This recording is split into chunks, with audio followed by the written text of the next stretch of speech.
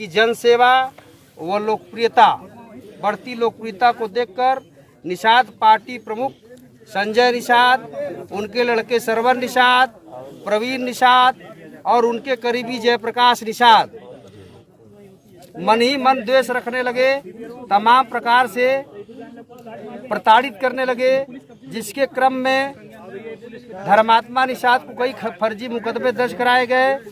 ठीक है, सुन रहे हैं आप सर? जी जी बिल्कुल सुन रहे हैं सर। और धर्मात्मा की पत्नी पर कई आरोप लगाए गए। ठीक है, प्रार्थी हूँ और समझाने का बहुत प्रयास किया, फेसबुक पे लाइव किया। फेसबुक पे उसने मरने से एक दिन पहले कोई बात लिखी और मरने के समय एक बात लिखी जो बहुत लोगों के संज्ञान में है। तो उसके बावजूद क्यों तहरीर बदल दी गई?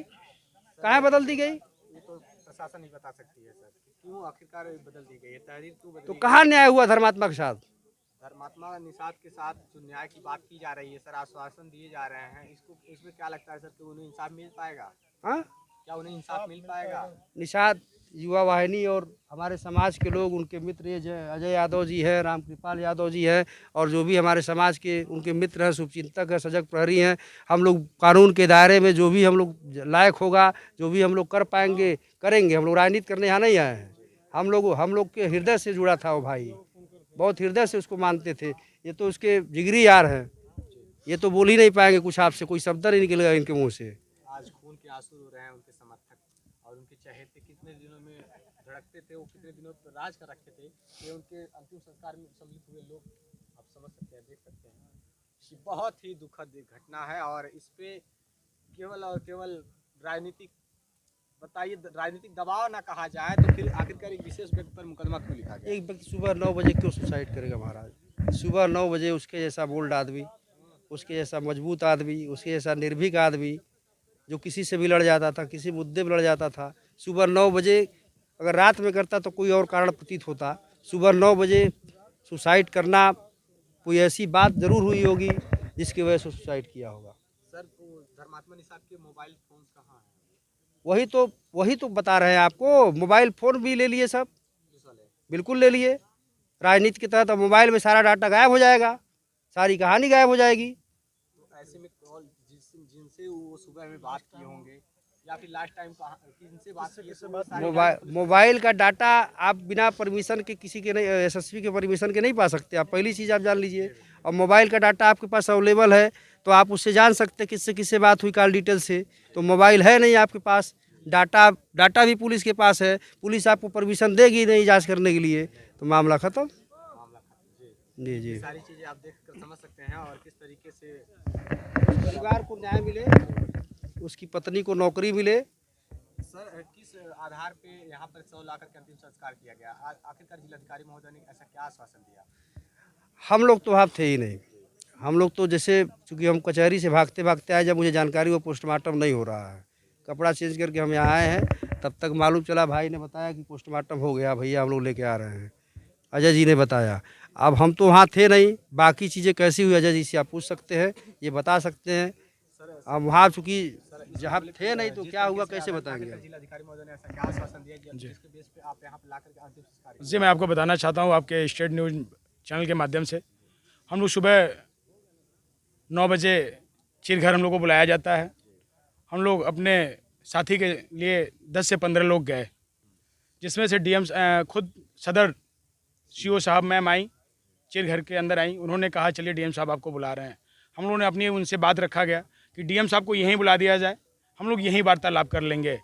लेकिन पुलिस प्रशासन का इतना ज़्यादा दबाव था कि धर्मात्मा जी के बड़े भैया जी को, परमात्मा निषाद जी को, राजा निषाद जी को जबरियन पुलिस गाड़ी में बैठाकर डीएम साहब के पास ले गए। उनके साथ नरकटहा गांव निवासी अजय साहनी जी को ले जाया गया। सिर्फ 4 लोगों को अंदर ले जाया गया डीएम साहब के पास, जहां मौके पे एसपी साहब महाराजगंज, डीएम महाराजगंज अंदर बैठे हुए थे।